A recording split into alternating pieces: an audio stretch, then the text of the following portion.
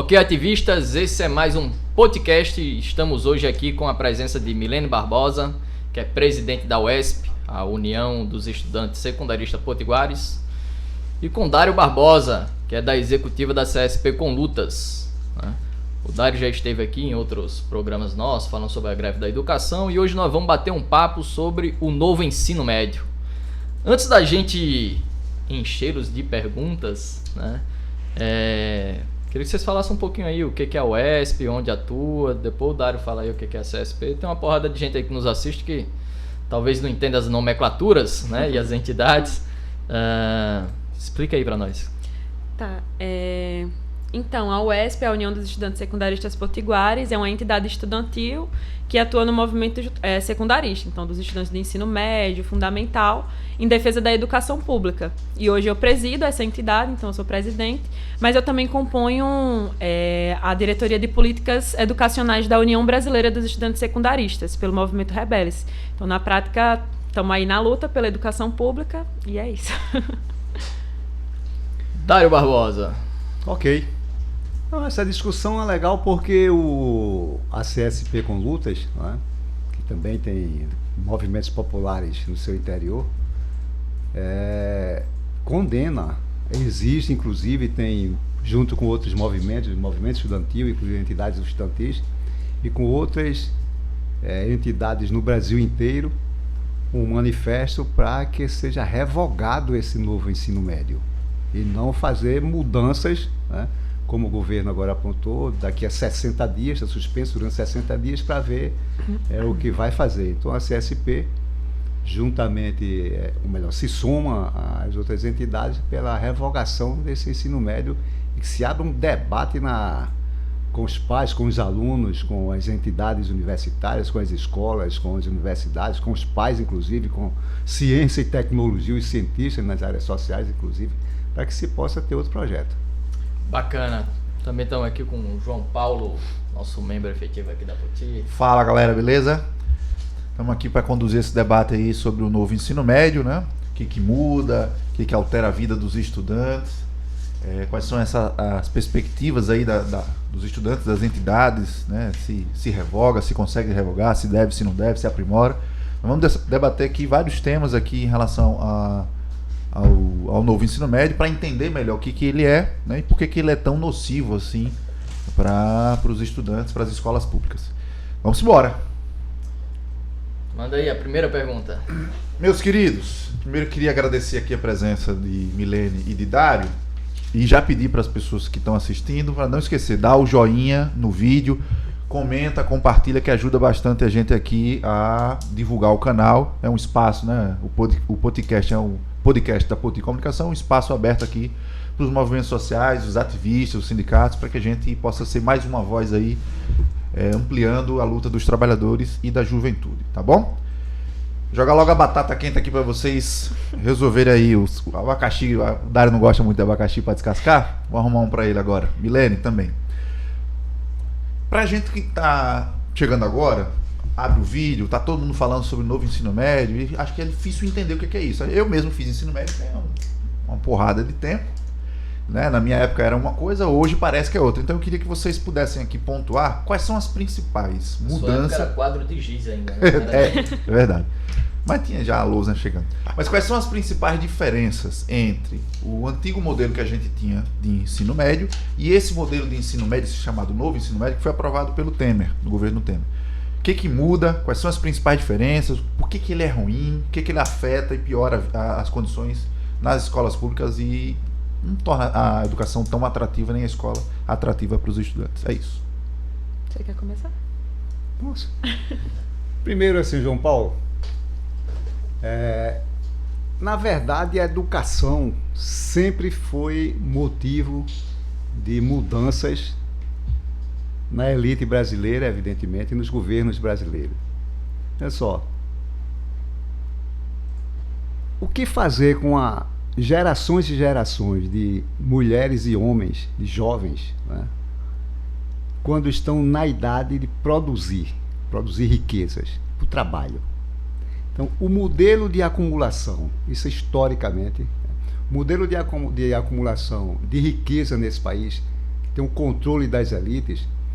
Então, esse modelo sempre teve a educação como um instrumento que eles utilizavam para acumulação. Formar pessoas, gerações, para produzirem segundo o controle deles. Então, a escola sempre teve esse tipo de controle. Vou dar um exemplo, rapidamente assim. Em 1942, nós não éramos nascidos ainda, nem eu. Né? Tu também não? Ainda Eu não. tenho certeza que não, mas eu não. Em 1942, surgiu o SENAI, Serviço Nacional de Aprendizagem Industrial, na indústria. Para quê? Isso é uma lei, foi uma lei orgânica da educação naquele tempo. Justamente para transferir, para dar responsabilidade, para profissionalizar essa juventude, essas gerações, a indústria, a iniciativa privada. Então, o Serviço Nacional de Aprendizagem Industrial ou da Indústria. Em 1946, eles criam o do comércio, o SENAC, justamente para formar a iniciativa privada, as empresas, com dinheiro público, já naquele tempo, em 42, 46, para formar profissionais jovens para o mercado de trabalho no comércio. E o poder público transferia essas verbas, mas só tinha na sua rede pública a responsabilidade com o que eles chamavam de ensino secundário, que tinha o ensino médio também. Esse ensino médio, em 42, 46, essa escola pública preparava para a universidade. Entendeu? Isso veio, todos os governos foram passando, mantiveram esse pressuposto, vamos assim, esse critério. Chega a ditadura militar, mantém parte disso. A ditadura militar em 1971, com a 5692, uma lei que regulamentava, fazia reforma na educação, também mexeu no ensino médio, porque o ensino médio é estratégico, porque a pessoa está na idade de produzir. De entrar no mercado de trabalho. No mercado de trabalho. Então, o governo militar, com todo o seu autoritarismo, fez uma reforma na educação e mexeu também no ensino médio. Ele botou também ensino profissionalizante em 71. E esse ensino profissionalizante ele botou dentro das escolas públicas. E dentro das escolas públicas tinha dois tipos de aluno. Um que faziam cursos profissionalizantes como contabilidade, de nível médio, fazia técnicas comerciais, e assim foi. Então as pessoas aprendiam, estavam dentro daquela escola, o aluno dentro de uma turma só, dentro de uma escola, uns tinham aulas de um jeito para poder, e recebiam um certificado para poder entrar no mercado de trabalho. Os outros continuavam ensinando com todas as disciplinas. Eu sou desse tempo. Biologia, matemática, inglês, geografia, tudo isso tinha. Então, quem não ia para essas disciplinas profissionalizantes, continuava na escola como os outros também. Só que quem ia para esses cursos profissionalizantes, quando chegava no vestibular, iam em pé de desigualdade com os outros. Pro acesso Saca? à universidade. Porque o maior número de tempo de carga horária que ele ia era para contabilidade, era para técnicos comerciais, era para outro tipo de profissão. E esse tipo de conteúdo, quando chegava no vestibular, não caía. Não tinha prova com esse tipo de técnicos comerciais, de contabilidade, não tinha nada disso. Todas as outras disciplinas tinham na carga, na grade curricular. Então, quem não ia para isso, quando chegava no vestibular, durante o ano letivo, tinha tido horário ou carga horária para todas as disciplinas que o vestibular exigia. Percebem a distinção dentro de uma escola só? Essa reforma agora, vamos entrar nessa reforma, o que é que ela tem? Que vamos assim, ela modifica o que vem dos anos 90 para cá e dos anos 2000. Mas também dos anos 90 e dos anos 2000 prevalece praticamente os mesmos critérios de privilegiar e desprivilegiar ao mesmo tempo alunos dentro da mesma rede de ensino. Torna um aluno dois tipos de aluno. E essa agora tem um problema, a dessa agora tem um problema que ela modifica, mas ela rebaixa mais ainda as condições do aluno concorrer no vestibular. Mas todas as reformas, e as mais recentes, a pergunta é deixar para a Milena, que ela está estudando no nível médio. Qual foi a mudança que fizeram na rede pública, na estrutura das escolas? Não tem infraestrutura, na né? infraestrutura, Sim. vamos assim dizer. As escolas não melhoraram sua estrutura física, não melhoraram o número de profissionais. Sempre começa o ano letivo faltando professores ou profissionais. As escolas não tiveram mais verba, não houve um aumento do percentual do PIB para a educação. Na ditadura militar e muito antes, chegava a 4,5% do PIB para financiamento da educação. Passou o governo de redemocratização, passou o governo de Collor, passou de Itamar, veio de Fernando Henrique, veio de Lula, veio de Dilma, veio de Temer, e não chegou a 6% do percentual do PIB. Então, a infraestrutura das escolas e tudo o que acontece dentro das escolas, não houve investimento sobre isso, só houve reforma. E cada vez que tem reforma, se retira verba da educação. Então, eu vou deixar aqui porque, na verdade, são reformas sem mais recursos. Milene, então, já pegando esse ganchinho aqui, o Dário apresenta então isso. É como se você tivesse uma redução da grade curricular e, ao mesmo tempo, você vai dividindo, criando estudantes de segunda categoria e restringindo mais assim o acesso do conjunto dos estudantes, em especial os mais pobres no ensino médio, na escola pública, ao conjunto do conhecimento humano produzido até aqui. Então, eu queria te ouvir sobre isso. O que é que muda? Quais são os principais problemas do novo ensino médio? É isso, a gente entende que não é uma coisa de hoje. O novo ensino médio ele não surgiu do nada. Então, desde 2015 que o MEC ele vem sofrendo com diversas reduções orçamentárias. Acho que 2015 38%. E teve o golpe, né, do Michel Temer e tudo mais, para que se concretizasse essa reforma. Então, ela já vinha sido debatida há muito tempo e com esse golpe que ocorreu, ela se concretizou como lei. E depois desse período ainda teve o governo Bolsonaro. Então, a gente passou 4 anos com um presidente que era abertamente anti-educação. Então, na prática, é um projeto para precarizar ainda mais a educação pública. Então, não surge de hoje essa implementação do novo ensino médio. E aí, assim, só para relembrar também o que foi o governo Bolsonaro. A gente passou por um período que teve uma pandemia. A gente, que era estudante, teve que enfrentar o ensino remoto, né? E não tinha condições nenhuma do novo ensino, ou do ensino remoto. Não ofereceram nenhuma estrutura mínima para que a gente pudesse acessar o ensino remoto. E isso causou um nível enorme de evasão escolar. Então, você pega já um período que estava na precarização da educação, uma crise política no país, um governo que foi eleito fascista, anti-educação, uma pandemia, um ensino remoto, e ainda os cortes de verba que ocorreram durante o governo Bolsonaro, que aí teve de 30%, e vários desvios, inclusive dentro do Ministério da Educação, de corrupção, para tirar a verba da educação, e agora o novo ensino médio ele sendo implementado nas nossas escolas, né? O primeiro estado que implementou o novo ensino médio foi São Paulo, e isso no período da pandemia ainda, ou seja, a gente ainda não tinha retornado, ainda estava no ensino remoto, mas para passar a boiada, eles implementaram lá no estado de São Paulo o novo ensino médio. Com João Dória ainda, né? E aí é importante salientar, inclusive, que os estudantes que entram hoje nesse novo ensino médio, eles são pegos de surpresa.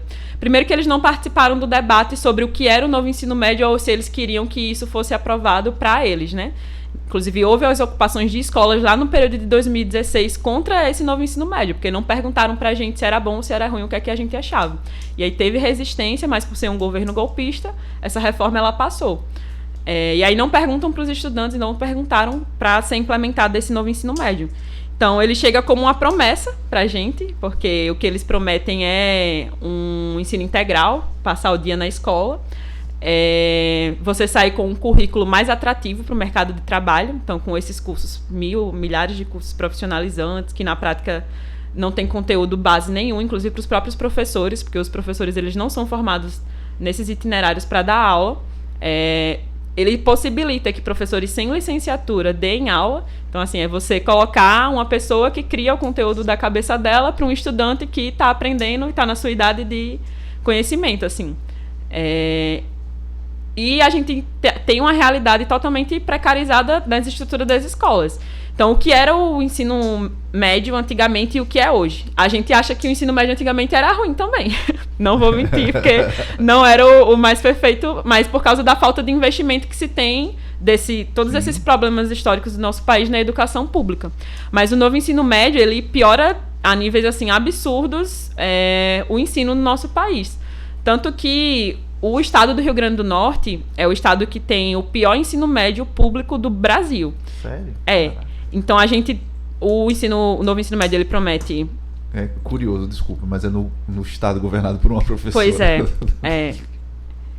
É bem ruim, na verdade. É super contraditório. Mas Pois desculpa, bem vai. contraditório. Então ele promete ensino integral, para que os estudantes passem o dia na escola, às vezes com aquela promessa, inclusive para as famílias, de que o estudante você vai ficar mais tempo livre, coisa do gênero. Mas na prática a gente passou por um governo que deixou mais de 33 milhões de pessoas no país em situação de fome. Então os estudantes, eles são obrigados a trabalhar para poder ajudar nas condições de casa. Então eles tem que fazer um turno na escola e o outro turno algum tipo de trabalho. Então, quando você obriga o estudante a passar o dia todo na escola, e uma escola sem estrutura para ensino integral, você também obriga ele a não tentar ingressar no mercado de trabalho ou ajudar financeiramente, que é uma necessidade e não uma vontade própria dos estudantes. E aí se tem esse impedimento assim também. E assim, estrutura zero. Hoje aqui no estado do Rio Grande do Norte tem várias escolas que elas foram feitas para o ensino integral. A exemplo do Winston Churchill, que é bem aqui próximo, dos CEPs, que são os Centros de Educação Profissionalizante e tal, do RN, e eles foram feitos para ser o ensino integral. Mas mesmo assim a gente ainda enfrenta diversas dificuldades dentro dessas escolas que foram feitas para esse tipo de ensino. Agora imagine escolas que nem foram feitas com essa estrutura, e que na verdade a estrutura ela já falta em muito. Então, bebedouro que não funciona, não tem água, ou que pega fogo, como foi o exemplo de uma escola lá do bairro da Ridinha. Os tetos que desabam, eletricidade em falta, não há professor. Então, assim, hoje a estrutura das escolas para o ensino em tempo integral é zero. Não funciona na prática, né? E isso é por causa da falta de investimento que tem a educação pública também. Então, assim, ele foi criado para ser uma questão atrativa, mas na prática só piora cada vez mais a educação.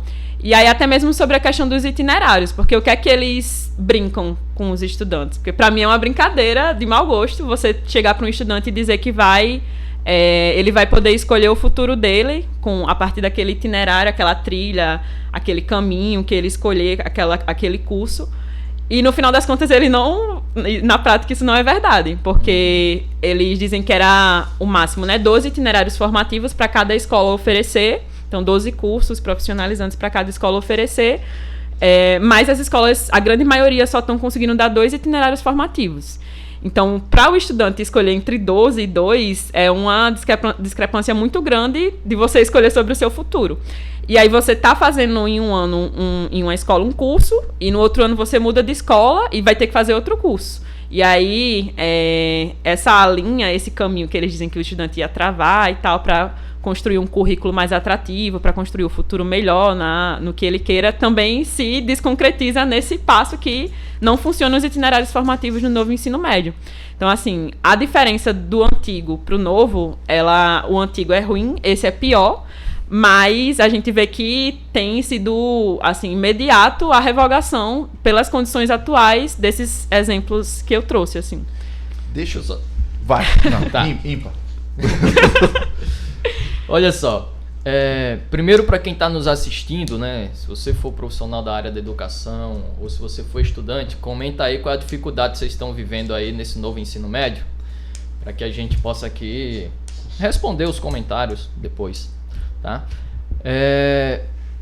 Falando um pouquinho aqui do que vocês falaram, o Dário trouxe aí um histórico do ensino médio, você também fala, o antigo era ruim, esse agora é pior. Quando eu fiz licenciatura da computação. Paguei uma matéria que contava a história do Brasil, mas na perspectiva da educação. Desde a época que os jesuítas vinham para cá, catequizar, etc e tal. Se via ali naquela disciplina que faz cerca de uns 150 anos que a sociedade mudou radicalmente. Celular, esse podcast, isso aqui que a gente está fazendo, não tinha há muito pouco tempo, né? Então tudo mudou na sociedade, inclusive as formas de comunicação, de estudo, mas o sistema educacional ele segue o mesmo, há 150 anos, com sala de aula, com 45, 35 alunos, na melhor das hipóteses, né? Às vezes nem a sala dela tem. E eu digo na melhor das hipóteses porque houve uma reforma no ensino, aí não foi no médio, foi no universitário, CIT aqui na UFRN, você tem sala ali com 150 alunos, 200 alunos, tá, né, com os cursos de bacharelado. Né? Fez a chamada, Ciência, acabou a aula. Não tem nem chamada, né? E durante a minha trajetória lá, né, no ensino médio, já existia um número de evasão muito grande. Eu lembro que quando eu estava cursando já a faculdade, tinha essa discussão do ensino integral como forma de reduzir esse número de evasão escolar. Não sei se vocês têm dados hoje, se esse ensino integral resolveu o número de evasão, se o novo ensino médio ele resolveu esse problema da evasão escolar, ou se os números continuam ainda muito altos, e se continuam muito alto, qual é a pauta do momento que impossibilita a permanência desses alunos nas escolas? Eu me lembro falar sobre isso, mas eu queria fazer ainda sobre uma estruturazinha os pontos principais desse novo ensino médio. Primeiro é o seguinte, aumenta a carga horária. Olha o que é que tem na lei, estou lendo o artigo da lei. A lei está aqui, ó. O artigo 1º vai modificando a lei anterior. Aí diz o seguinte, olha só. Artigo 1º, o novo artigo, né? A carga horária mínima anual será de... Não, aqui é normal. A carga horária mínima anual, que trata do inciso, né, deverá ser ampliada de forma progressiva no ensino médio para 1.400 horas, devendo os sistemas de ensino oferecer, no prazo máximo de 5 anos, pelo menos 1.000 horas anuais da carga horária, a partir de 2 de março de 2017, quando foi aprovada lá atrás no governo Temer. O que é isso? O ensino médio, recentemente, antes de 2022, que essa lei começa a ser aplicada em 2022, era de 800 horas, porque a carga horária anual na rede pública no Brasil é de 800 horas, em 200 dias letivos. Aqui aumenta o ensino médio, que também tinha 800 horas em 200 dias letivos, sai de 800 para no mínimo 1.000 anualmente. Mas não pode ser abaixo de 1.000, mas pode ser até 1.400 horas. Aí o cara faz e não estabelece quase que dobra, né? Exato, e não estabelece os dias letivos.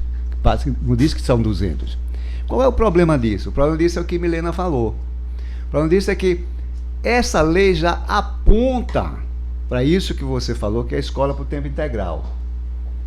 Algumas escolas, como a daqui da Avenida Rio Branco, o Xúcio, ela comporta que é uma escola que, quando foi construída, ela foi construída como uma escola modelo.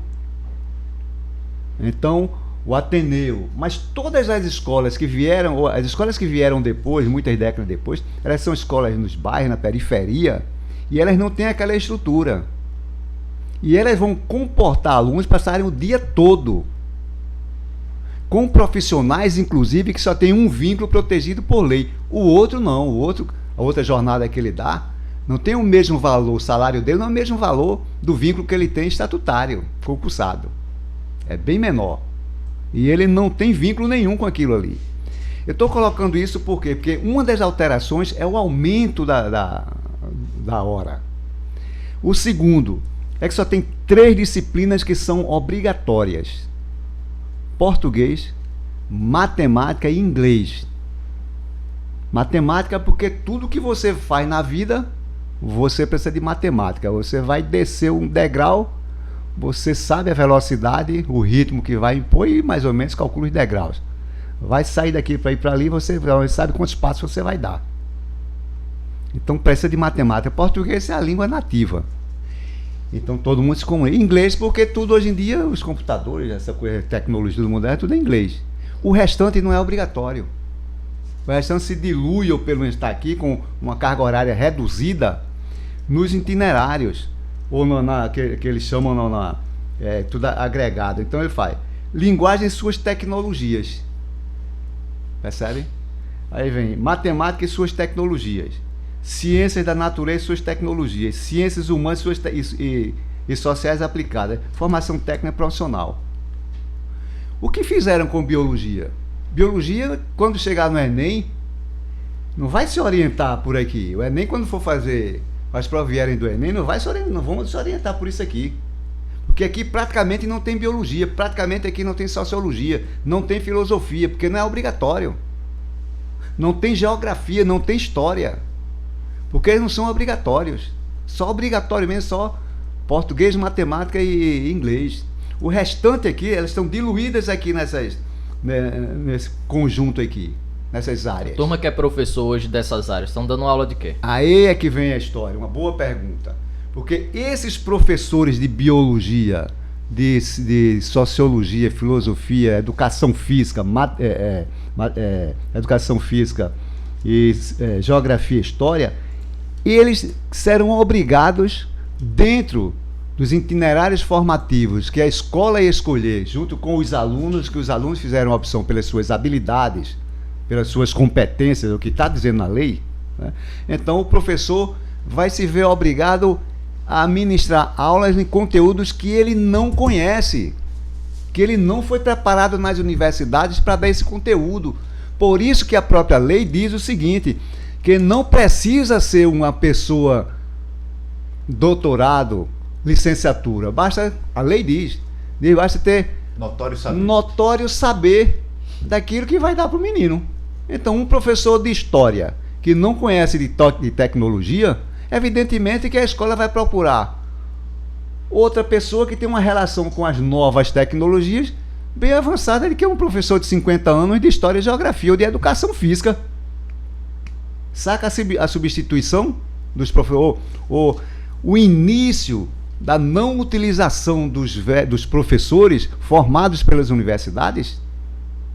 E esses professores dentro da escola, qual vai ser o destino dele? Amanhã ou depois podem se tornar inúteis ou sem utilidade dentro da escola, com pouca utilidade dentro da escola, e eles terem um desânimo muito grande nas suas profissões, e a própria profissão, esse ensino médio, impor uma reforma na universidade, no currículo das universidades. Ora, se professor de biologia, educação física, sociologia, essas que eu falei aqui não são obrigatórias, não são dentro do ensino médio, então por que as universidades vão formar professores de história e geografia, e de sociologia, e de filosofia, e de educação física, e de biologia, se na rede pública, e se inclusive nas redes particulares, você vai para a rede particular também, esse ensino médio, então não precisam dessas pessoas, basta ter um pouco de conhecimento, ou um notório saber, saca? Então isso vai impor uma reforma daqui a uns dias às universidades, na grade curricular das universidades, profissões da universidade. E isso é um problema, me perdoe aqui, por quê? Porque quando você faz isso aqui, linguagem, suas tecnologias, esses itinerários aqui, aí vocês falaram meninos fazendo dentro da escola. Eu vi nessa discussão um aluno perguntando, mas professor, dessa forma, o que danado a gente vai ficar fazendo dentro da escola? Vai ficar fazendo chocolate dentro das escolas? Como é esses negócios que fazem de brigadeiro gourmet. A gente vai ficar fazendo, a gente vai ficar aprendendo no segundo grau, que eles chamam, segundo grau. A gente vai ficar na escola no segundo grau, aprendendo a fazer tapioca, desse jeito, os meninos questionando, conversando. Porque justamente é isso. Vou fechar para a Milena falar. Isso aqui é uma reforma que atinge os filhos da classe trabalhadora, das escolas de periferia, que a maioria é pobre e negra, e mulher. Então isso é para essa mão de obra barata, com qualquer atividade que eles estão pedindo. Vou ler aqui, olha só. E tem uma relação direta com a reforma trabalhista que seu Temer fez lá atrás no governo dele. O que foi a reforma trabalhista? Não proteção ao trabalho. E o cara contrata e paga da forma que quer, e reconhece da forma que quer aquela atividade. Olha o que é que diz aqui. Quais são os itinerários? Aqui. Com isso, os itinerários formativos dão a possibilidade do aluno sair do ensino médio com conhecimentos que o permitam ingressar no mercado de trabalho mais rápido, sem a necessidade de um diploma de nível superior. Isso aqui tem uma relação direta com a reforma de 1942 de Getúlio Vargas, que ainda no regime autoritário, e tem com 71 na ditadura militar. Porque aqui em 2017 estava preparando para Bolsonaro assumir.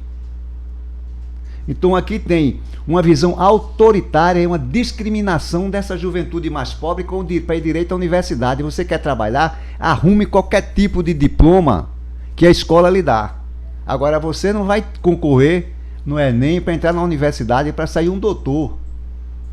Porque o doutor vai para a escola privada. A escola pública, eles querem que forme esse tipo de menino com esse tipo vamos assim, de diploma não universitário, que é justamente para ser remunerado barato, da forma como a reforma trabalhista, a legislação trabalhista hoje em vigor, pretende remunerar para baixo e desvalorizar sempre e mais rápido possível.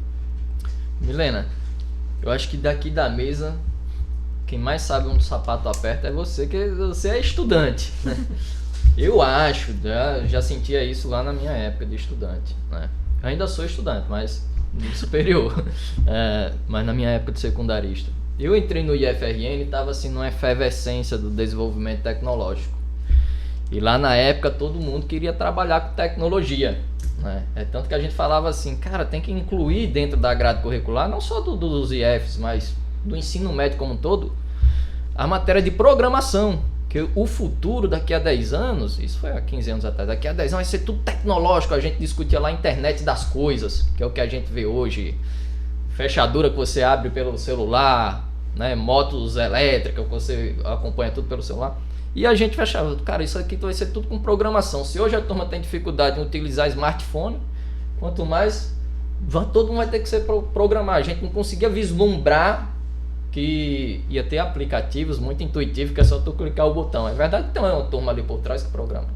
Bom, o nosso sonho naquela época de uma turma era ser programador, era trabalhar no Google, etc e tal. E essas profissões, elas mudam ao longo do tempo. Dentro dessa reforma do ensino médio, me parece que tem uma consulta à comunidade escolar, e isso requer os alunos discutir aqui. Qual é a profissão que tu quer seguir? É bem que hoje nós estamos impactados com a juventude, que o cara antigamente pensava, eu acho que na época do Dário, pensava assim, eu quero ser engenheiro, eu quero ser médico, né? Eu quero ser advogado. Nós estamos numa precarização do trabalho tão grande que hoje você vê o cara que é engenheiro trabalhando de Uber, não desmerecendo a profissão de Uber, sabe? Mas o que era um sonho de ascensão social, ganhar bem, um engenheiro, um médico, etc. Não é hoje. Hoje, se eu perguntar pro meu sobrinho o que você quer quando crescer, ele disse, eu quero ser youtuber. Então, não à toa, né? Tem várias escolas que uma das matérias da disciplina é como ser um youtuber, como ser um tiktoker. Tava vendo o podcast da Folha de São Paulo, que eu acho que é o Café da Manhã. Uma professora lá dizendo assim, pô, aqui na escola o governo disse que era algo pontual em uma escola, mas só lá foi detectado 150 escolas que dão essa matéria, como ser um TikTok. Hoje na tua realidade, que o Dário fala assim, entrar no mercado de trabalho. Aí beleza que a turma ganha uma grana, mas você não tem direito trabalhista nenhum, não entra no mercado de trabalho. Você está produzindo conteúdo para uma plataforma que lucra com o conteúdo que você produz. Hoje, na tua realidade, qual a perspectiva de emprego assim da turma? Porque eu vejo que a gente está numa juventude assim, sem perspectiva. Ou tem perspectivas muito... Desculpa quem quer ser o YouTube, tá? Mas muito fútil, porque pode ser que amanhã mude a tecnologia, não seja mais o YouTube, seja outra tecnologia que surja, né? O TikTok, sei lá. Gente mesmo daqui da nossa geração já passamos por N's. Eu sou da época de Orkut. MSN nem existe mais, né? Sabe o que mas é vai MSN, lá. Milene? Pegou MSN, não, né? Não, mas o Orkut eu lembro de ter. Sim, só para falar um pouquinho ainda sobre a questão da evasão escolar. A gente tem hoje no país mais de 11 milhões de pessoas analfabetas e de mais de 2 milhões de pessoas de jovens que estão fora da escola. E aí, isso dados atuais, mas que foi fruto de tudo isso que eu falei anteriormente. Então, do ensino remoto, da falta de investimento de verba, enfim. E o ensino integral, o ensino integral do novo ensino médio, uma das promessas era justamente incluir mais jovens dentro da escola, trazer mais jovens e coisa do gênero. Mas na prática a gente vê que, primeiro, se tem uma escola, a exemplo do Xuxo também, que era mais de 1.000 estudantes antes de se tornar integral, hoje ele comporta cerca de 400, mais ou menos, por aí, de estudantes. Então, diminuiu bastante assim, o número de vagas que a escola poderia ofertar com o ensino integral. E em todas as escolas que têm sido implementado o ensino integral tem acontecido isso, porque logicamente você diminui num turno, você diminui a quantidade de vagas. Então, nessa perspectiva já tira a possibilidade de aumentar as vagas com o ensino integral. E aí a outra questão também da evasão que possibilita com o novo ensino remoto é justamente essa questão do emprego. Então, que eu coloquei até anteriormente, de o estudante ter que procurar um trabalho para poder se sustentar, mas o ensino em tempo integral não permite, porque ele tem que passar o dia na escola. Então, a evasão escolar com o novo ensino médio e com essa aplicação do ensino em tempo integral, na verdade, ela tende a aumentar cada vez mais do que já tem aumentado, assim. E sobre essa questão do emprego em si, eu acho que é importante falar sobre o que também promete o novo ensino médio, que é a profissionalização, o estudante que sai profissionalizado, enfim, com o curso que ele escolher. Sendo que na prática a gente vê que é um sucateamento de um curso profissionalizante. Porque eu também fiz o IFRN, Zona Norte, inclusive terminei recente, estou agora no subsequente. Então, o curso do profissionalizante do IFRN, o técnico, você vê na prática o que é. Então, são 4 anos para você se formar e ter um ensino de qualidade e sair técnico naquele curso X. Só que o novo ensino médio ele não é isso, ele é, na verdade, totalmente o contrário e com matérias aleatórias como a que você citou.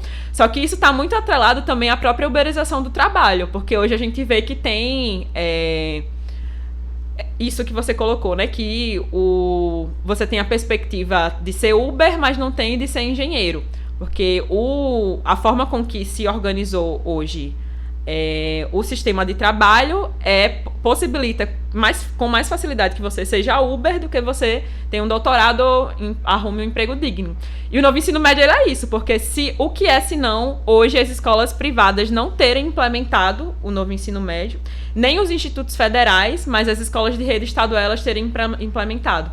É para esses estudantes não conseguirem acessar a universidade. Então, para o filho de uma empregada doméstica para um filho de catador de latinha, enfim, da classe trabalhadora, não consiga acessar a universidade. Então, a perspectiva hoje do jovem, ela baixou em questão de emprego, mas é fruto dessa política que é colocada pra gente. Não é algo que o estudante em si ele não queira, mas é as possibilidades que a gente vê em nossa frente, assim, né? Que é a dificuldade de se acessar um ensino digno e um emprego digno no final das contas. O João Paulo é um estudioso aí da questão dos trabalhadores em aplicativo.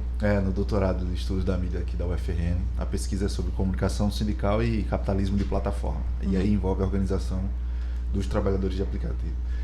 Mas eu não sou entrevistado hoje aqui, vou jogar uma provocação. Eu trouxe uma provocação. Eu vou dizer que é uma provocação, por quê? Porque eu acho que é bom a gente pensar no que os outros dizem para defender esse tipo de projeto. Pensar sobre aquilo para poder contra-argumentar. A impressão que eu tenho inicial é que, evidentemente, o projeto, o Dário mencionou isso, o projeto do novo ensino médio, ele é uma continuação de reformas regressivas que já vinham implementadas e transformando o ensino, a educação como um todo, de Getúlio Vargas, pela ditadura militar e até agora. Veja, e aquilo que eu dizia para vocês antes da gente começar, há um fosso que já existe, que já era muito grande, que reflete, na verdade, as diferenças de classe no próprio capitalismo, e você vai separando cada vez mais os filhos da classe trabalhadora de qualquer outra perspectiva de mudança de vida. E a escola está servindo a esse papel a partir do ensino médio, do novo ensino médio. Então eu quero agregar aqui uma pergunta que é o seguinte. Veja, o novo ensino médio, ele, como a gente já está mencionando isso, eu vou agregar e fazer a provocação. Ele deixa de ser obrigatórias disciplinas como artes, filosofia, sociologia, ou seja, que reúnem de certa forma o acumulado do conhecimento científico humano, importante, para a formação crítica, inclusive, né, dos alunos, dos estudantes, e vai substituir isso pelos itinerários, os projetos e tal, aquelas coisas todas que Milene falou agora há pouco. E aí você encontra cursos desde cultura universal, projeto de vida, brigadeiro caseiro, não sei o que e tal, que me parece que já é uma redução, uma precarização do que eram os cursos profissionalizantes antes. Porque você tem uma perspectiva de mercado de trabalho muito pior do que isso. Então passa pela uberização do trabalho, que você menciona, uma precarização geral. E é um projeto combinado, reforma trabalhista, precarização do trabalho, empregos ultra flexíveis, ou seja, ultra informais, sem vínculo empregatício, sem direito de trabalho, sem nada. Então é um desmonte completo. E, de fato, afasta o estudante, como o Milene falou, o estudante pobre, da universidade pública, onde ele teria a possibilidade de ser, né, de fazer mestrado, doutorado, engenheiro, diabo. Mas a grande questão que eu quero é o seguinte, que eu queria que vocês ponderassem. Qual é o caminho para a gente ajeitar a escola pública nesse sentido? Porque pode ser que alguém pense assim, o filho do trabalhador, o próprio trabalhador, assim, eu não acho errado o meu filho fazer um curso profissionalizante, ter uma profissão técnica. Eu sei que há uma divisão aqui entre trabalho intelectual e trabalho braçal. O cara que vai fazer um trabalho intelectual, ele vai para a universidade. O filho do peão fica aqui nessa escola pública precarizada para ele aprender a apertar botão aqui e acolá e fazer um trabalho precário. Eu queria entender qual é o caminho. Há uma possibilidade de ter uma escola que ela seja atrativa para os estudantes, para os filhos dos trabalhadores, em que a gente possa de fato dar a eles, ofertar a eles todas as disciplinas que condensem o conhecimento humano acumulado, como filosofia, sociologia, história e tal, que não está sendo obrigatório, e garantir também a possibilidade de que a gente tenha todas essas ofertas de disciplinas importantes para a nossa formação humana, mas também que, se houver a disposição do estudante, dele ter um curso técnico. Ou isso é uma coisa anula a outra, ou não é possível combinar as duas? O que vocês acham sobre isso? Sobre isso, eu acho que é totalmente possível, inclusive é um fato, na minha perspectiva, ideal. Mas a forma com que o novo ensino médio ele faz é totalmente errada e contrária ao que objetiva um curso profissionalizante. Por exemplo, hoje eu falei, né, que era ruim o antigo, é pior o novo ensino médio, então o que é que a gente vai defender? Não sei se vai perguntar isso mais pro fim, mas já colocando também... a gente defende o modelo de ensino igual dos institutos federais, porque é ensinado as matérias, as disciplinas básicas e também tem o curso profissionalizante. Só que o Instituto Federal, ele é hoje um ensino de referência em todo o país e internacionalmente. Mas ele também sofre com a falta de verba. Então, para a própria assistência estudantil, para várias outras áreas dentro do Instituto Federal. A gente acredita que para melhorar esse cenário e que se expanda esse ensino de qualidade, é necessário o investimento na educação. Então, por exemplo, a gente teve nos últimos 4 anos um governo fascista, anti-educação, que a gente tirou mais de não sei quantos títulos dos jovens para tirar ele do poder. E colocar um governo mais progressista que paute mais a questão da educação. Então, por que esse governo não investe mais em educação, não pensa numa perspectiva em profissionalizar nesse sentido com os modelos dos institutos federais, a rede estadual e a rede privada, enfim, o ensino público no geral, e privado também, para que os estudantes eles consigam ter essa formação de qualidade? Por quê? E por que o governo hoje não quer revogar essa reforma? Então, assim, a gente fez uma construção para melhorar a educação e pautar os nossos desejos, que é ter um ensino de qualidade com o modelo que a gente vê nessa perspectiva do Instituto Federal. Mas hoje o governo se nega a atender isso. E aí por isso que a gente tem feito essa pressão e a mobilização, inclusive dia 19 tem ato, para revogar essa reforma. Mas a gente acredita que tem que ter um curso profissionalizante, mas ele tem que ser a nível de qualidade, assim, né? E aí a gente vê como um modelo os institutos federais. E aí, professor, dá para fazer isso? Dá para misturar assim? Eu tô fazendo essa preocupação, essa pergunta, porque assim, e se o cara quiser fazer o curso profissionalizante? Como é que resolve? Se ele, assim, eu tô dizendo assim, porque você falou assim, olha, é só obrigatório português, matemática e inglês. Então, em tese, parece que a gente tá dando mais liberdade pro estudante. Então, obrigatório é isso aqui. Porque isso aqui, de fato, é obrigatório pro cara ter as competências básicas para ele fazer qualquer coisa na vida. Mas esse é o papel da escola? Dá para juntar isso e mais alguma coisa? Assim, a Milena, ela levanta um ponto que eu acho que é importante. A escola pública e essa área técnica ou de ensino profissionalizante, ela não tem necessariamente que ser ruim como historicamente tem sido. A Escola Técnica Federal, antigamente era ETFERN, né? Agora eram institutos federais. Peguei a época chamada Cefet. Cefet. Ali você pode ter e já caiu muito a qualidade. Sim. Já caiu muito ao longo do tempo, já caiu muito a qualidade. Mas aquela é um tipo de escola que você poderia ter generalizado em tudo quanto é estado, ou em parte dos estados e dos municípios, para formar técnicos. Qual é o problema? O problema é que desde que eu falei em 42, isso é muito antes, mas um corte para 42 fica mais claro. 42, que formar profissionais para o mercado de trabalho ficou para a iniciativa privada.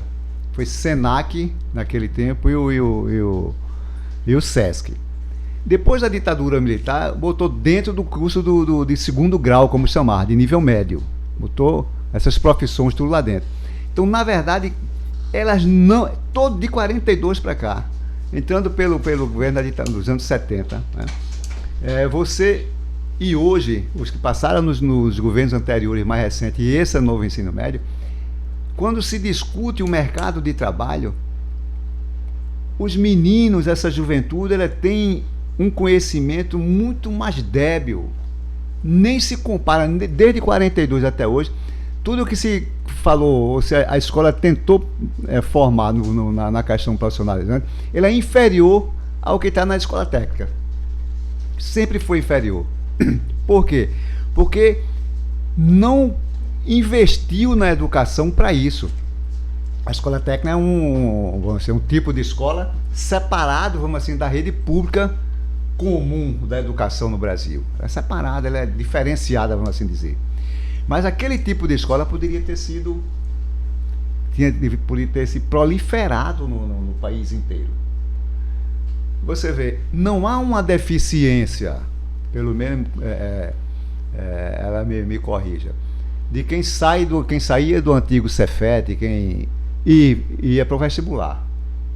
Não tinha. A pessoa ia para o Cefet, concorria para a universidade e não tinha essa dificuldade para entrar na universidade. Percebe? E a qualidade dos técnicos que eram formados, a qualidade é superior de quem vem de curso profissionalizante de ensino médio. É muito superior. Porque é uma escola técnica. Não é isso que estão fazendo aqui. Não é profissão. Porque no fundo, se a gente for analisar, o ensino médio ele não está profissionalizando, está preparando ninguém do ponto de vista profissional para o mercado de trabalho.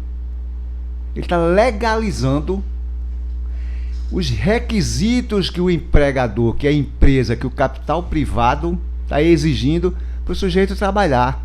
É o mínimo de formação profissional, o mínimo de conhecimento, porque ele não quer muito conhecimento, porque ele não se dispõe a pagar bem, ele quer pagar mal. Então, esse setor, na universidade, o Will falou, o cara sai formado na universidade como engenheiro, ele vai para o mercado de trabalho com um diploma, com outros cursos, com especialização. Ele encontra na profissão dele universitária, saiu da universidade, numa instituição de nível superior. Ele chega lá, os caras querem pagar o que querem? Quanto querem rebaixar ainda mais? Você imagina isso no nível médio. E isso tudo tem uma relação que é o desprezo pelos filhos da classe trabalhadora. Vou dar um exemplo. Olha o que 15 dias atrás, aquele deputado federal do Rio de Janeiro, que se considera príncipe e herdeiro da coroa, e mais de 100 deputados do PL, que é o partido do presidente da República, né? O Bolsonaro e sua digníssima ex-presidente. Quem ia gostar muito desse deputado príncipe aí era Robespierre. Bom, exatamente. Então você vê, e outros tantos, mais de 100, assinam um projeto para que o trabalho escravo não seja fiscalizado pela Justiça do Trabalho. Percebe? Volta 300 anos atrás. Mas essa é a mentalidade do grande empresário, do capital. Essa que é a mentalidade. Só ainda não estão tão descarados quanto o príncipe, que viveu a família dele e ele parasitas da classe trabalhadora. Não foi assim a história? Os negros, as negras, os caras nunca trabalharam. Príncipe nunca trabalhou, monarca nunca trabalhou, rainha nunca trabalhou, nem na Europa, nem aqui no Brasil. Então são acostumados a ser parasitas da força de trabalho alheia. Mas essa mentalidade está aqui dentro desse projeto. Está dentro desse projeto. É remunerar o mínimo possível. Amanhã ou depois, eles vão... Agora tem 110 deputados, inclusive o príncipe, né, o que se considera herdeiro do trono. E eles querem... de fato, eles querem a legalização do trabalho escravo por lei. Esse ensino médio aqui vai formar um monte de gente que pode trabalhar nessas condições. Então tudo tem uma relação. A escola sempre teve uma relação com o mundo de trabalho, como se diz. Sempre teve. E o ensino médio principalmente. Para fechar aqui, para a Milena falar e vocês, é possível sim ter outro tipo de escola. É possível. Porque, veja só, historicamente, quando foi que teve 10% do produto interno bruto para a educação? Não tem. Nunca houve. No mínimo 10%. No mínimo 10% não teve. O PIB do Brasil em 2020, que a Helena falou com o Bolsonaro, com a tragédia que foi o Ministério da Educação, não sei quantos ministros, todos fascistas, todos nazifascistas. Inclusive faziam questão de mostrar que era. Inclusive faziam questão de ser, né? Com o apoio do presidente e do seu governo. Quer dizer, então você viu que o sofrimento que foi a educação. Os professores e as professoras profissionais trabalharam muito mais em casa do que trabalhavam como se estivessem antes da pandemia. Não houve um centavo. Eu fiz um estudo, segundo o MEC, só foram 456 milhões de reais em 2020 para as escolas. Cada escola recebeu dinheiro novo, R$10. R$10. Não paga nem o almoço aqui no E o presidente foi contra verbas para tecnologia, para os meninos terem acesso à informática, às redes sociais, a Wi-Fi, para tudo isso. Mas foi contra. Então é preciso investir no mínimo. E aí os outros governos não fizeram, e esse governo, para sair desse poço, dessa decadência do ensino da educação pública, tem que pensar em avançar para 10% do produto interno bruto, do PIB. Você tem um PIB de 8 trilhões, 10% disso dá 800 bilhões de reais. É isso? Quer dizer, então você tem muita grana. Aí você tem orçamento da educação para 2023. Não chega a 200 bilhões de reais. Orçamento. O problema é que no orçamento são recursos previstos, não executados. Quando vai executar, não chega nem 80. Então é preciso referenciar o investimento na educação no crescimento da economia, no crescimento da riqueza, que é o produto PIB, o produto interno bruto.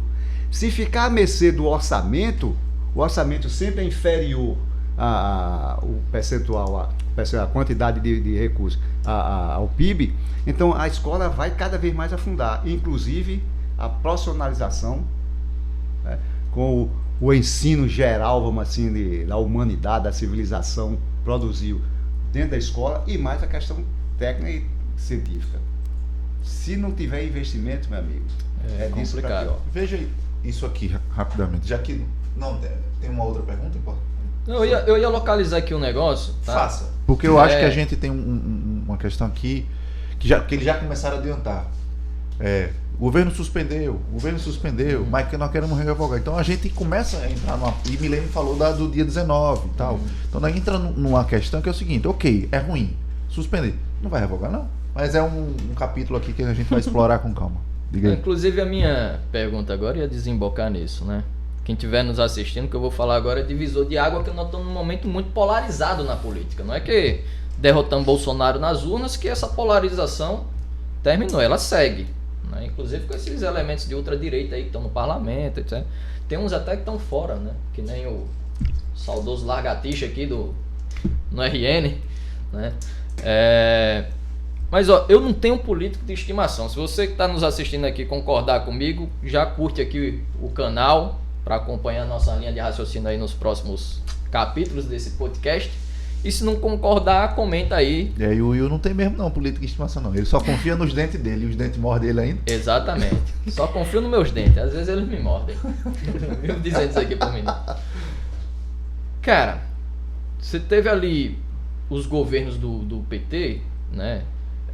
Foi uma luta para se aprovar o PNE, que é o Plano Nacional de Educação, ainda no governo Lula, lá nos primeiros mandatos do governo Lula, com a perspectiva de chegar a 10% do PIB para a educação. Não chegamos. O PNE tem 10 anos para ser implementado. Nós tivemos 13 anos do governo Lula, nunca foi implementado. Nós tivemos governo Dilma. Cortes na educação, só pesquisar aí no Google, cortes maiores, inclusive, do governo Temer, que é quem implementou a reforma do ensino médio. Nós temos um governo, como Milena disse, fascista, né? Que tinha ali como inimigo, não era só a educação, era o conhecimento. A ciência. A ciência. O cara era inimigo de quem produz conhecimento, quem produz ciência. Terraplanistas. E nós agora voltamos para um governo, certo? Petista, que não é o PT de 2002, quando o Lula assumiu a primeira vez, não é o segundo mandato do governo Lula, não é igual ao governo Dilma, eu acho que é muito pior, muito mais burguês. A conciliação com a burguesia desse governo é muito maior. Se pegar a campanha do Haddad, o Haddad dizia claramente, eu vou revogar o novo ensino médio, o ensino do Temer. O Lula nunca colocou isso na sua campanha. Apesar de setores que votaram no Lula, como os estudantes, majoritariamente os setores da educação, dizem assim, tem que reformar essa reforma. Eu acho que sofreu uma pressão esse governo agora, mas ele coloca, eu não pretendo revogar. Nós vamos, da forma que está aí é que não presta, então nós vamos abrir uma discussão para remendar. Eu acho que nessa mesa aqui tem acordo entre nós que é necessário fazer uma reforma no ensino, né? E se é necessário fazer uma reforma no ensino, nós temos que fazer uma outra reforma, ou existem elementos dentro desse novo ensino médio que a gente possa se debruçar por cima? Porque o que o Lula está dizendo é isso. Eu suspendi, mas não vou revogar. Vou discutir o que pode ser feito. É possível remendar isso aí? Tem algum ponto que seja benéfico à realidade atual? Deixo com vocês a pergunta. Não, assim, eu acho que o primeiro elemento que tem que fazer é fortalecer todo o ensino básico. Todo. Que vai de ensino infantil até o ensino médio. Né? Todo. E isso só vai se for com investimento. Então, vai ser possível fazer tudo de uma vez só? Não. Mas os movimentos sociais, eles têm, e agora no dia 19 vai ser uma boa oportunidade para isso, né? Tem que exigir, cobrar do governo com suas mobilizações, com suas bandeiras, né, mais investimento para a educação. Porque quem está no ensino médio e muitos professores que estão dentro das escolas não estão percebendo o que é que está ocorrendo. Na verdade, é o afastamento do jovem para as universidades. Percebem? Eu não tive problema para entrar na universidade. Eu tive problema para estudar no ensino médio, porque eu precisava trabalhar. Mas eu estudei o científico. Quando chegou o primeiro vestibular que eu fiz, eu passei. Mas não era porque eu era mais inteligente do que ninguém. Mas eu tinha deficiências naquele tempo, em algumas disciplinas, porque eu trabalhava. Saca? Então, biologia. Eu tinha que faltar muitas vezes eu quase não entendia nada de biologia, porque eu estava muito cansado. Quer dizer, mas mesmo assim, quando eu fui fazer o vestibular, eu estudei biologia, estudei algumas disciplinas, né, que eu tinha dificuldade, mas todas elas eu tive a carga horária. O que me impediu foi porque eu precisava trabalhar. Mas o primeiro vestibular que eu fiz, eu passei. Então, todas estavam à minha disposição com as mesmas cargas horárias que os outros tinham. Mas como eu era mais pobre, eu precisava trabalhar. Quem não precisava trabalhar, estava na minha frente. Isso naquele tempo. Hoje é muito pior, as desigualdades são muito maiores. Porque deixa você só a escola para você se preparar para trabalhar e não para a universidade. Então, isso que o Will fala. E uma ideia de trabalho desqualificado. Trabalho precarizado. Exatamente. Que, portanto, precisa ser feito pelas classes subalternas, pelos mais baixos e tal. Percebe? Então, então, a qualidade, houve um retrocesso nisso. E olha que nós passamos 4 anos de governo duríssimo, mas esse processo de desmonte do ensino médio, da própria educação, ela não é... Ela continuou depois da ditadura militar. Veio a Constituição, veio a LDB. Tem um artigo, acho que é o 64 ou 62, estou me lembrando agora, que inclusive a reforma do ensino médio tem consonância com da LDB, o artigo 64 e 62, que fala sobre as parcerias com a iniciativa privada dentro das escolas. A própria LDB já fala sobre isso. E incorpora, porque a escola pode fazer convênios com iniciativas privadas. Isso já no novo ensino médio. No novo ensino Então médio. ele aprofunda e escancara a porta de E privatização. tira Exatamente. verba da pública para privada. Exatamente. Pouco. Transfere verba pública para a iniciativa privada para fazer o trabalho, ou seja, o papel, a responsabilidade que é da escola pública, com verba pública. Então, isso já está previsto na LDB. Então você vê que a ditadura foi superada, veio o processo de redemocratização, veio a Constituição, veio a LDB nos anos 90, e muitos pressupostos desses, daquele tempo de 42 e da década de 70, permaneceram na educação. E hoje, ele se mantém de uma forma aparentemente democrática, mas o problema é que ele destrói os sonhos, vamos assim dizer, da juventude de ter um ensino superior. E lá atrás, como o ensino médio também foi utilizado para uma parte para impedir os alunos ao acesso à universidade, hoje muito mais. Então, eu acho que é preciso primeiro, na minha opinião, um dos pontos imediatos é modificar totalmente isso e fortalecer o ensino médio para a universidade. Tem que inverter. Não dá para você ter o pressuposto fundamental do ensino médio ser formar meninos para o mercado de trabalho totalmente precarizado. Essa é a primeira grande mudança que tem, e isso pode ser imediato. E vendendo o mito de empreendedor, né? De empreendedor. Você não vai fazer um Tem brigadeiro caseiro.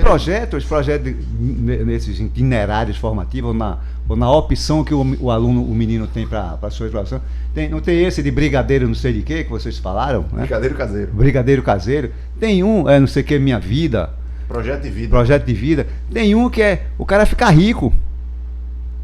Imagina. Como ser um bilionário. Imagina. É sério que tem isso de disciplina? Lógico. Como ser um Como bilionário? facilitar. Não, como você ficar rico, como você melhorar. Empreendedorismo. Do empreendedorismo, tá. Olha Marketing digital. olha a ideologia que está dentro da escola com esses projetos. Uma muito para cima, o cara ficar rico, outro sujeito vender brigadeiro, produzir e vender brigadeiro. Saca? Quer dizer, então esse tipo de coisa eu acho que tem que mudar e pode ser mudado rapidamente, e tem uma relação, o ensino médio, ele tem que ter uma relação com as universidades e não com o trabalho precarizado. E aí o que ela fala, escolas técnicas, e as escolas técnicas imediatamente quando eu falo imediatamente, não é no outro ano, não é no dia seguinte, mas você tem um período de transição para que o ensino profissionalizante para o mercado de trabalho, aí quem deveria cumprir é a escola técnica. Sim. Então, 2 papéis no ensino médio: a questão profissional na escola técnica e o caminho para a universidade. Dando de fato opção, Claro. a partir de ofertando tudo e dando opção para o estudante. Isso tem a nesse ver sentido. com financiamento, quanto mais financiamento para resolver esses 2 problemas imediatos, que a gente fala imediato, que são os principais nesse cenário. Quanto mais recursos, mais verba, mais o tempo você resolve com um tempo menor. É uma bomba. Mas o que faz com o governo que está dizendo? Porque o próprio Lula disse assim: nós não vamos revogar, está suspenso, não vamos revogar. E o Camilo Santana, que é o ministro da Educação, disse: nós vamos aprimorá-lo. Uhum. O governo está dizendo não vai revogar. O movimento está dizendo que tem que revogar. O que faz com um governo desse, Milena? Então, só para pontuar também sobre essa questão da herança, né, que já, na verdade, é da ditadura militar que existe hoje, até hoje no nosso país, mas que o Bolsonaro, ele colocou em ascensão nesse último período. Então, por exemplo, a gente viu que recentemente tem tido vários ataques nazistas dentro das escolas, inclusive patrocinado por estudantes. Então, na prática, o Bolsonaro, ele fez crescer o nível de fascismo, inclusive dentro das escolas. E isso é um reflexo da política que ele defendia. E aí eu acho importante salientar também porque é do sistema que a gente vive, né? Que é o sistema capitalista. Esse projeto do novo ensino médio, que é um projeto de classe. Então, o que é que o capitalismo ele prevê para a juventude? Prevê que a juventude ela seja, na verdade, um grande exército de desempregados. Então, que não se tenha nenhuma perspectiva de emprego para que aquelas pessoas que estejam empregadas, elas não queiram perder os seus trabalhos, porque tem outras pessoas desempregadas que queiram o lugar delas. Então, o novo ensino médio, ele, no final das contas, é isso, é tornar os jovens se somar nesse exército de desempregados, né? E isso é também fruto do sistema que a gente vive. E aí, sobre essa questão da revogação e do posicionamento do presidente da República, é muito reflexo dessa polarização que tem hoje no nosso país. Só que é muito colocado pra gente que é estudante como se fosse culpa nossa a gente querer que revogue a reforma e esteja pedindo isso do governo, que é um direito nosso, como se fosse... como é que eu posso dizer? Ser algo bom para o que era antes, que é, no caso, a política do Bolsonaro, o fascismo, enfim. Sendo que, na verdade, é uma coisa que é uma necessidade da classe trabalhadora, mas que o presidente ele não quer atender. Então, não é uma dualidade, é, na verdade, uma necessidade. Então, os estudantes eles têm feito essa pauta, e quando o ministro da Educação ele coloca aqui, tem que aprimorar e coisa do gênero, ao menos a gente diz que, na verdade, tem que revogar imediatamente e se apresentar um novo modelo que não tenha nada do novo ensino médio. Porque até hoje a gente não conseguiu achar nada benéfico, totalmente benéfico, nem um pouco benéfico nesse novo ensino médio. Então não é sobre aprimorar, é sobre revogar. E aí, assim, pressão popular, porque os estudantes eles conquistaram já diversas coisas, inclusive a derrubada da ditadura militar, né, enfim, lá há uns tempos atrás, e vários direitos foram conquistados a partir da pressão dos estudantes. Então, ocupando as ruas, ocupando inclusive as escolas. E aí é isso que se tem construído nacionalmente para que aconteça. O governo não quer revogar, então também não vai ter aula, porque se os estudantes não vão para a escola para. Ou não é verdade que são os estudantes que é a força motriz da educação nacional. Então, nacionalmente se tem desenhado essa pressão popular para que haja revogação. A gente não vai aceitar que se aprimore ou coisa do gênero, se reforme a reforma, mas que, na verdade, que haja revogação. Tem toda política, toda reforma que os governos fazem, sempre ela se apresenta como algo bom, mas é um verdadeiro cavalo de Troia, né? Principalmente no ensino. Dá exemplo, como a gente está aqui indo ensino médio, ensino universitário, vou introduzir com o universitário para fazer a pergunta sobre o ensino médio. Quando fizeram as reformas universitárias na época que eu estava estudando, existia uma política de facilitar o acesso ao ensino superior, né? Então você tinha ali o ProUni, o FIES, né? Que era muito bom realmente, e inclusive hoje é bandeira, as pessoas, eu tive acesso ao ensino superior porque teve essa reforma lá no governo petista, etc. Mas tinha o seguinte, FIES, você financiava o ensino, mas o caba tinha que se lascar trabalhando para pagar a mensalidade na universidade privada. Era um valor menor, mas era tipo uma política de crédito, você tinha que pagar. Chamava crédito estudantil. Ou seja, no lugar de abrir mais vagas no ensino superior, se beneficiava as vagas no ensino privado. Depois você tinha o ProUni, que são aquelas bolsas, etc e tal. Isso já existia vagância nessas universidades. Então o cara fala assim, não, eu boto o cara aqui e o empresário vai ter isenção de imposto. Nesse novo ensino médio, qual é a pegadinha aqui? Você falou da parceria público-privada, isso beneficia, mas tem alguma outra pegadinha que vai beneficiar o ensino privado? Na verdade, a privatização da educação você falou uma. A questão das universidades, né? Isso é uma verdade. Foi a privatização das universidades e o endividamento dos alunos, né? Muita gente ficou pendurada, até hoje vive pendurado aos bancos.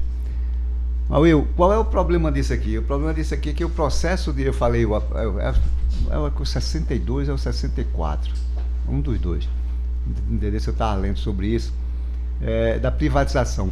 A LDB, a Lei de Diretrizes e Base da Educação, ela favorece isso. O número de universidades, o número de escolas que hoje tem acesso ao ensino, à creche, todos os níveis de ensino, de educação, todos os níveis de ensino. Creche, educação infantil, fundamental, 1, 2, nível médio, tudo. Tem escolas particulares, que a gente chama de escolas privadas, atuando. Então, isso aqui, qual é o problema desse novo ensino médio? É que as escolas privadas, as instituições de ensino privado, eles podem ampliar, né? Elas podem ampliar, assim, a sua atividade, a sua relação com a relação com o dinheiro público. Por quê? Porque isso aqui é um campo, é uma área mais extensa ainda, para que a iniciativa privada possa prestar serviço. Então, vou dar um exemplo aqui. Estagiário. Prevê aqui no ensino médio que o aluno que faça o estágio em uma instituição privada de ensino e a experiência do estágio dele, né, tem a ver com o itinerário formativo que ele escolheu, as opções que ele fez, essa carga horária aqui, que ele pagou numa instituição privada, ele possa trazer isso aqui para complementar o currículo dele aqui. O que é que você vê na enfermagem hoje? Aqui tem uma escola de enfermagem privada, particular. Amanhã, essa escola, ela pode, o estágio que o menino fizer lá, ou as aulas que ele tiver lá, ele pode trazer amanhã ou depois para o ensino médio dele. Se ele tiver fazendo estágio na área de construção civil, seja lá o que for, a experiência que ele tiver lá como aprendiz, ou como um jovem não remunerado com a bolsa, ele pode trazer essa experiência aqui para o currículo que ele acertou, que ele acordou, né, com a escola. Então você vê que de fora para dentro da escola tem um monte de iniciativa privada querendo pegar parte do recurso do ensino médio, recurso público do ensino médio. Então, se hoje já é assim, você imagina com isso aqui sendo legalizado, se expandindo, sendo ampliado. Aí é que essas escolas particulares e novas que surgirão especificamente para atender o ensino médio, a parte privada do ensino médio. Então, de todo jeito, escancara também a privatização, abre mais a privatização ainda no ensino médio, ou no ensino, na educação pública. Então, seja quando for, atende aqueles pré-requisitos lá atrás da LDB. E no processo de privatização que já vem ao longo do tempo, desde a Constituição de 88. É isso. Deixa eu dizer uma coisa para vocês, que apesar do novo ensino médio ter sido suspenso temporariamente pelo atual governo, pelo governo Lula, aqui no RN, a Secretaria do Estado de Educação Estadual não suspendeu a implementação do novo ensino médio. Inclusive, eu estou com uma matéria aqui aberta da agência Saiba Mais, e que a agência Saiba Mais informa aqui que a Secretaria do Estado de Educação diz que não vai suspender, ele continua sendo implementado, está aqui Milene que é prova disso, não vai me deixar mentir. E ela diz aqui, no RN são 33 disciplinas com títulos que vão desde A Gota Serena até CSI Escolar, Desvendando Mistérios. Milene estava falando que... Algumas escolas acho que precisam de um CSI mesmo. Agora, da Gota Serena, eu tenho que o cabelo... Eu ia dizer isso. O Dário talvez não conheça. CSI é um seriado bem famoso, sabe qual é? De mistério, de polícia técnica, de investigação, né? Os caras vão buscar cada... Milene falou assim, olha, e eu concordo com o Milene, viu? Nós não encontramos nada de bom no novo ensino médio. Pode ser que o CSI aí escolar encontre alguma coisa, tá? Investigando algumas provas, porque, meu amigo, tá difícil para encontrar um negócio que presta nesse projeto, sabe? E o governo da professora Fátima, eu vou dizer um negócio, a tragédia bolsonarista faz a gente achar, assim, na cabeça das pessoas, que qualquer coisa que vem depois do Bolsonaro é bom demais. É bom demais, entendeu? Tipo, isso aí acaba virando um escudo de que você não pode criticar o governo, de que você não pode fazer uma denúncia, de que o atual governo, claro, né? Porque como a tragédia anterior de Bolsonaro, né? Fortalecer a direita. Aí você diz qualquer coisa contra uma... Fazer um ato, não pode fazer ato não, porque a direita tá aí. Imagine. E você vai ficar dando chicote nas minhas costas, rapaz? Uma tragédia dessa que é o novo ensino médio, iniciada lá, aprofundada pelo Bolsonaro, mantida pelo governo Lula até então, e você não pode criticar porque isso estaria fortalecendo o Bolsonaro. Aí essa dualidade que você falava é que nós não podemos ficar refém desse negócio. Então, nesse sentido, eu queria fazer uma pergunta aqui, que é uma pergunta final para a gente poder ir encaminhando para as nossas considerações finais. Existem as entidades estudantis, né, desde grêmios até centros acadêmicos, DCS, e existem as entidades nacionais que organizam de modo geral os estudantes, né? Tem a União Nacional dos Estudantes, a UNE, tem a UBS, né, que é a União Brasileira dos Estudantes Secundaristas, tem a entidade que Milene representa aqui, a UESP aqui no Rio Grande do Norte. A minha pergunta é o seguinte: qual é o papel que essas entidades podem e devem cumprir numa mobilização como essa? elas devem estar apoiando o governo ou devem estar lutando contra tudo que tem de errado que esse próprio governo mantém? Qual que tem que ser a posição dessas entidades, o papel delas? Para começar, eu queria também, acho que é importante o espaço também para apresentar a denúncia, inclusive dessa matéria que você falou sobre a Secretaria de Educação do Estado do Rio Grande do Norte, porque justamente a gente teve um encontro recente nacional, que foi o ENET, o Encontro Nacional dos Estudantes de Ensino Técnico, e uma das principais pautas é a revogação do novo ensino médio. E, inclusive, a gente foi na secretaria tentar conversar com a secretária e etc., para solicitar ônibus para esse encontro, que foi lá no estado do Rio de Janeiro. E assim, há anos a gente nunca... bem recebido, né, para não dizer o contrário. Há anos a gente nunca viu uma recepção como foi essa recente da secretária Socorro, né, dessa gestão.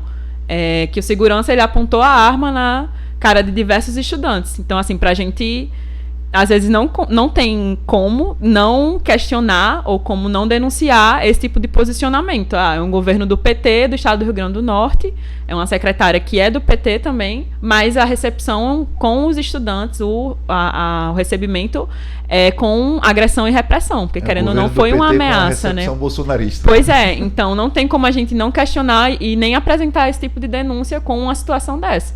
E aí, assim, o transporte ele foi negado até as últimas instâncias para debater sobre a revogação. E por que isso acontece? Porque a secretária é a favor do novo ensino médio. Então não é à toa que isso se choca uma coisa com a outra. E aí que surge o papel das entidades estudantis, porque a gente tem diariamente o convívio dentro de diversas escolas, dentro de diversos grêmios, e todos os estudantes que a gente faz a passagem em sala, pergunta, enfim, faz a constatação, é contra o novo ensino médio. E aí os estudantes às vezes até se pegam nessa ilusão de, vou escolher meu futuro, não sei o quê, aqueles do primeiro ano que estão entrando agora, mas aí quando eles começam a ter o ensino, eles veem que na prática não é essa a realidade. Então, assim, é uma mentira que vendem com o novo ensino médio e as entidades estudantis, elas surgem nesse papel de desvendar para os estudantes que eles estão sendo iludidos com esse novo ensino médio. E aí, então, o que é que a gente vai ter que fazer para que se haja uma resolução desse problema? E aí a gente surge na mobilização dos estudantes. Então, a gente teve uma dificuldade, inclusive no dia 15 aqui, teve atos já pela revogação, mas estava tendo uma situação de violência aqui no estado do Rio Grande do Norte, então não teve como construir muita coisa. A gente até fez uma aula pública online, mas a perspectiva é que esses atos eles sejam mais massificados e mais estudantes se somem, porque esse é o sentimento dos estudantes no país inteiro. Inclusive aqui no RN se tem disfarçado mais o novo ensino médio. Eles não chamam de novo ensino médio, eles chamam de novo ensino potiguar, como se fosse uma coisa para usar Potiguar, Rio Grande do Norte, para os estudantes se sentirem mais próximos. Até as próprias matérias, né? Como é que era a primeira? A Gota Serena. A Gota Serena, enfim. Para ser um disfarce mesmo para o estudante ele se iludir com o que é a realidade desse projeto, assim. Então, a gente tem feito vários debates nas escolas, agora que, infelizmente, acabou a greve dos professores, né, porque eu acho que não é justo hoje o que os professores recebem. Então, assim, a gente tem um estado governado por uma professora, mas a recepção para os professores é de negar o salário e para os estudantes é de arma na cara. Então, como a gente não questiona esse tipo de governo, esse tipo de atitude com o setor educacional, né? Então, assim, é bem contraditório e bem negativo. E aí, o que a gente queria, na verdade, era que o governo mudasse essa postura, que se atendesse mais os setores da educação e que houvesse a revogação do novo ensino médio, e inclusive com essa suspensão, a denúncia de que a secretária ela tinha que suspender, né? Por mais que não seja o que a gente queira, mas que é uma questão federal também. Professor Dário, o que a gente faz? Campanha nacional? Greve nacional? Ocupação de escola? Deixa eu fazer um comentário, já que você falou do governo. Assim, é preciso que se saiba que todos os governadores do Brasil apoiam o novo ensino médio. Todos. De São Paulo, um bolsonarista, lá do Republicanos, ao Rio Grande do Norte, ao Ceará, à Bahia, do PT. Todos, são 26 estados, e o de Brasília, também bolsonarista. E esse projeto veio do governo Temer, o governo que foi chamado de golpista e deu golpe no Lula. Na Dilma. Na Dilma, que diga, no PT. Na Dilma. Então o projeto dele, não houve nenhuma alteração quando o Lula assumiu. Nenhuma alteração. Você veja as contradições. Então, rebenta a escola pública, aproxima, invade mais a privatização da escola pública, transferência de recurso público, trabalho precarizado para a juventude e por aí vai. Quer dizer, e você só tem 60 dias por uma pressão da população, uma pressão das entidades estudantis, dos movimentos sociais, 60 dias para refletir quando deveria ser, que a origem foi do Temer. Depois vem apoio de todos os 27 governadores. Tem que ter algum problema. Mas qual é o problema? É só lembrar na posse do Lula. Todos os governadores foram lá apoiá-lo. Percebe? Então, é um acordo com todos os governadores, todos os secretários de educação nos estados e em Brasília, para manter isso aí. Porque é uma exigência do capital. E o governo não pretende contrariar o capital. O capital violento, como se diz, brabo. Setor financeiro que financia a educação privada. E por aí vai. Então ele está colocando isso porque os movimentos sociais, somente os pais dos alunos, a juventude nas suas entidades, a juventude que não estão organizadas nas entidades estudantis, mas que vão padecer com esse novo ensino médio, tem que se levantar de forma independente. Independente, que o Lula, no governo, no arco de aliança que ele fez agora com quase todo mundo, né, evidentemente que ele não vai contrariar os interesses das grandes corporações da educação privada, que tem interesse em receber dinheiro público para ensinar, para ministrar ensino profissionalizante de péssima qualidade para os alunos irem para o mercado de trabalho precarizado. Ele já demonstrou que não vai pegar essa briga. Então nós, de forma independente, e a CSP estará lá, a UESP com certeza, e o dia 19 é um dia para avisar, para mostrar que se o Lula tem acordo, os governadores, todos eles, inclusive a Fátima Bezerra aqui, tem acordo com o Lula e com os empresários da iniciativa privada da educação, os movimentos de juventude, os movimentos centrais sindicais, os movimentos sociais, não tem. Nós queremos revogação disso aí.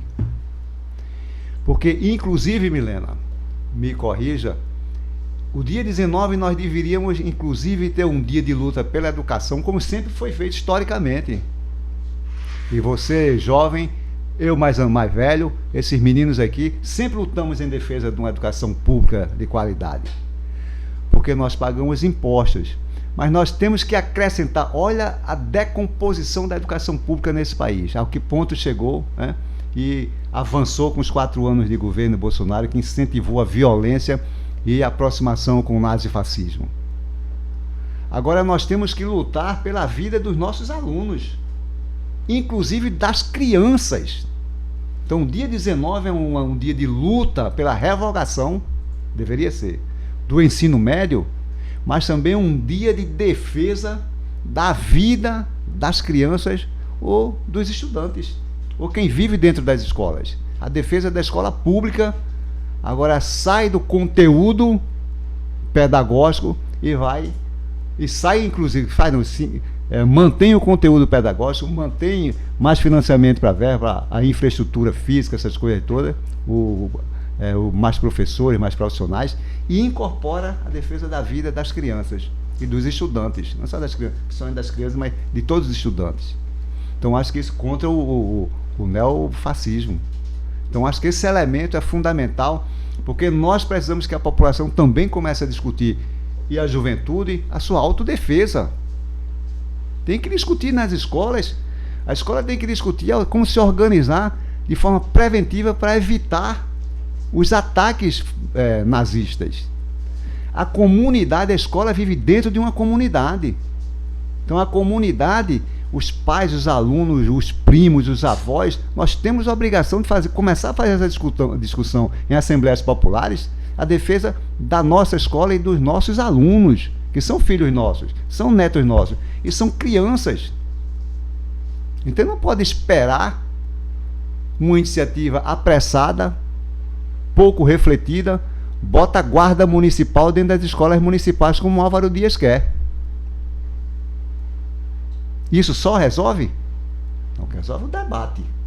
Debate e autodefesa a partir das escolas, os professores, os profissionais, os pais, os alunos, e essa discussão entrar nas comunidades onde as escolas estão sediadas, e a comunidade defender sua escola, e suas crianças, e seus estudantes, seus adolescentes, e seus profissionais, contra a sanha fascista, nazista, que hoje está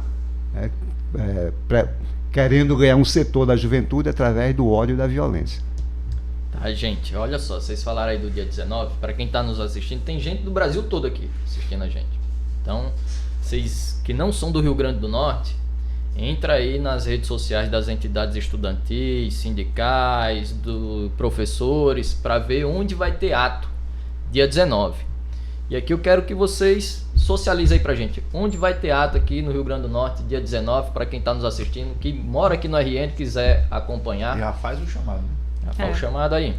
Então, vai ser no local que geralmente sempre ocorre, que é no Midway, às 3 horas. No dia 19 vai ser concentração e a gente vai sair em passeata até o Natal Shopping.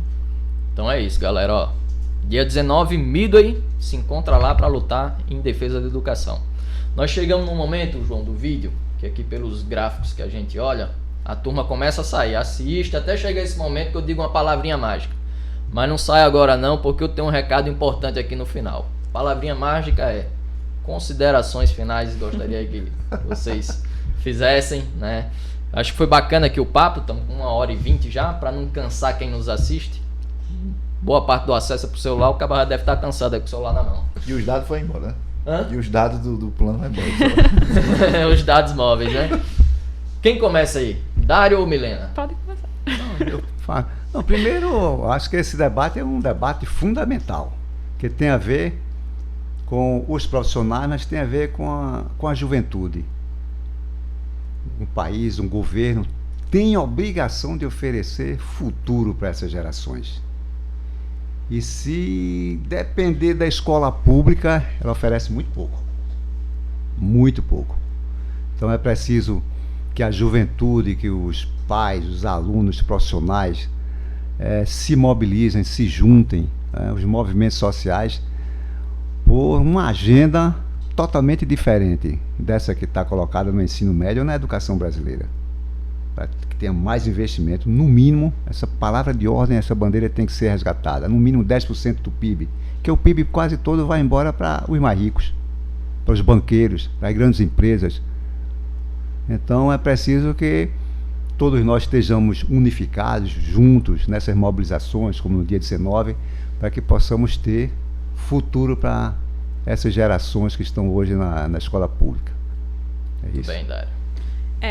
Agradecer assim ao espaço, eu acho que foi muito massa. Agradecer a todas, todos e todos que participaram também, porque é um debate urgente, na verdade, que vem se arrastando há muito tempo, mas que a gente vê que tem uma urgência imediata da revogação do novo ensino médio, assim. E colocar que os estudantes, eles não são a par desse debate. Então, eles entendem o que está acontecendo e se revoltam contra isso, porque na prática é eles quem sentem. Então a gente pretende avançar cada vez mais a mobilização, a luta, e convidar todo mundo para o dia 19, para que seja um dia massivo e para que a gente coloque o que tem sido colocado em jogo, que é o futuro dos estudantes, assim. E que essa questão do governo e coisa do gênero que seja refletido, né? Porque a gente não quer viver 4 anos com um governo que coloca essas medidas para os estudantes, assim. E na luta contra o fascismo também. E é isso. João Paulo. É isso então. Veio com a camiseta do Pantera Negra. Pantera Negra aqui, Qual ó. a minha, pô? É porque a gente é irmão. Somos gêmeos. Aí a semelhança. Eu queria agradecer aqui a presença do Dário, da Milene, que é um debate muito importante. A gente fica horas aqui, não esgota o tema. A gente já entrou num tema que já vale um outro podcast que tem a ver com a violência nas escolas, suas raízes, consequências, como enfrenta isso. É um tema quente que acho que preocupa quem é estudante, quem está na escola, quem tem filho que está na escola, que é o meu caso também, que passa por isso. Mas eu queria agradecer a presença de vocês, queria pedir para quem assistiu o vídeo, Se inscreve no canal, aperta aí no sininho, nesse pitoco aí, que tem aí, espalha, compartilha, comenta, ajuda o canal, tá certo? Porque isso aí é muito importante, porque esse tipo de iniciativa nossa aqui é para dar voz a uma turma da qual nós fazemos parte, que é a classe trabalhadora, os movimentos sociais, juventude, e a gente tem que falar, o que tiver à nossa disposição nós temos que usar aí para ampliar a nossa voz. Então eu queria agradecer mais uma vez a presença de todo mundo, a quem assistiu, ajuda aí o canal divulgando e tamo junto aí no próximo podcast. Show de bola. O recado importante que eu ia dar no final do vídeo, para quem nos assistiu até agora, se você é professor, professora, funcionário da educação, vai estar aqui, aparecer em algum canto aqui na tela, um vídeo que a gente fez, inclusive que o Dário participou, mostrando as finanças do estado do Rio Grande do Norte, da educação, onde mostra que Fátima poderia ter condição de pagar o piso. Então, se apropria aí desses dados, foi muito importante aquele programa, Dário. Dados levantados pelo ILAESE, certo? E se você não é da educação e não quer assistir esse vídeo, tem outros temas aqui no nosso canal, que o próprio YouTube vai oferecer aí para você, em algum canto aqui da tela que vai aparecer, um vídeo que tem a ver mais com o seu perfil, né? Se não quiser nenhum dos dois, entra diretamente no canal, tem vídeo lá sobre a ditadura militar, os reflexos nos dias atuais, o pico de violência no Rio Grande do Norte, né? Greve da educação, vamos ter aí sobre a Petrobras, já saiu, né, o da Petrobras também. Então, porrada de tema aí bacana. E vamos ter vídeo também sobre trabalhadores de aplicativo aqui, hein? Vamos Indústria 4.0, capitalismo de plataforma. Vamos trazer um especialista aqui, que não sou eu, claro, ainda. Que eu estou estudando. Nós vamos trazer um cabo que entende do negócio aqui. Não vamos falar disso aí. Vamos dizer o nome do cara ou vai guardar? Não, guarda, spoiler. Não pode dar spoiler agora, não. Mas, ó, é famoso. É famoso. Ele teve aí no podcast aquele A Deriva, né? Ele teve aí... Podcast grande aí. Grande. Cabo é bom, aguarda aí. Valeu, galera. Até mais. Valeu.